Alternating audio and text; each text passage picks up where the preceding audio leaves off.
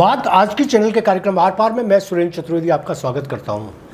दोस्तों, राज्यसभा में बिट्टू का आना और राठौड़ और पूनिया का रह जाना क्या शो कर रहा है।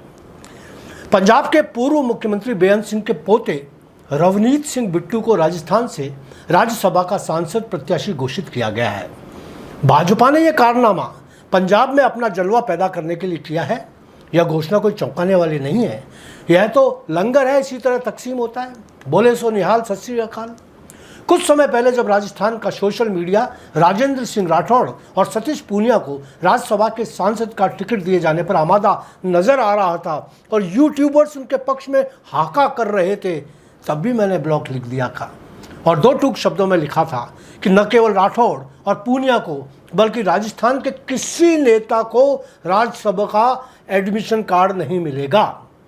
राठौड़ और पूनिया भले ही दिल्ली के सारे सूत्रों से के संपर्क में रहकर अपनी राह आसान कर रहे थे, मगर ये नहीं सोच पा रहे थे कि उनकी छवि दिल्ली की नज़रों में कितनी गिर चुकी है। दोनों ही नेताओं ने विधानसभा की टिकटों को किस तरह लंगर की तरह बांटा, वह पूरी भाजपा जानती है। कहानियों की जांच की जाए तो धन प्रबंधन से टिकट दिए जाने का सच भी सामने आ सकता है। इस बारे में पूनिया का नाम बहुत चर्चित हुआ। आज भी हरियाणा में उनको लेकर तरह तरह की कहानियां प्रचलित हैं। अफवाहें विश्वसनीय नहीं होती, मगर उनको खारिज भी नहीं किया जा सकता। बिट्टू का राजस्थान की राजनीति से कोई लेना देना नहीं, लेकिन जैसा मैंने पहले ही लिख दिया था कि बाहर के राज्यों में भाजपा अपना जनाधार स्थापित करने के लिए बाहर के नेताओं को ही उपकृत करेगी। पंजाब ही नहीं, हरियाणा से भी राज्यसभा में पूर्व मुख्यमंत्री बंसीलाल की बांसुरी उनकी पुत्र वधू किरण चौधरी को दिल्ली भेजा गया है। बिट्टू और किरण चौधरी दोनों ही मूलतः कांग्रेसी हैं। सनातनी विचारधारा से उनका कोई लेना देना नहीं, संघ से भी इनकी अनुमति नहीं है। राजस्थान और हरियाणा में जिस तरह स्थानीय नेताओं को राज्यसभा से टिकट नहीं दी गई, उसी अंदाज में मध्य प्रदेश में भी खेल खेला गया है। जो नेता अति उत्साह में मुंह धोकर बैठे हुए थे, अब दिल्ली को गालियां बक रहे हैं।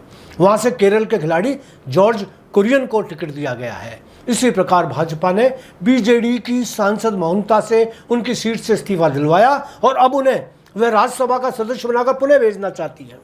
एक और उल्लेखनीय तथ्य है कि भाजपा ने अपने हारे हुए किसी सांसद जैसे स्मृति ईरानी, चंद्रशेखर या अन्य किसी नेताओं को राज्यसभा में भेजने का कोई प्रयास नहीं किया है।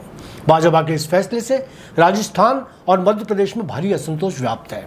जो नेता अपने आप को सशक्त उम्मीदवार मानकर चल रहे थे, वे सब हाशिए पर आने की वजह से गुस्साए हुए हैं। हो सकता है राजस्थान के उपचुनावों और हरियाणा के चुनावों में उनकी भूमिका संदिग्ध हो जाए।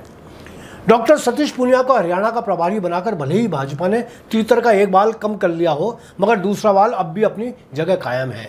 कुछ गलतफहमियां इनमें भी अभी तक खत्म नहीं हुई हैं। बर्फ में लगने के बाद भी इनके ठसके कम नहीं हुए हैं। हरियाणा में भाजपा की बुरी तरह से शिकस्त होना तय है, इसलिए डॉक्टर पूनिया के रुतबे का कचरा होना भी तय लग रहा है। चौबे जी दुब्बे जी बनकर लौटेंगे। इधर पूर्व मुख्यमंत्री वसुंधरा दोनों ही नेताओं के भविष्य को लेकर आश्वस्त हैं। राज्यसभा से राठौड़ के न जाने से उनका दिल्ली ने दिल जीत लिया है। अब देखना यह है कि वसुंधरा को उपचुनावों में क्या दायित्व मिलता है, कितना सम्मान मिलता है। आज इतना ही, धन्यवाद।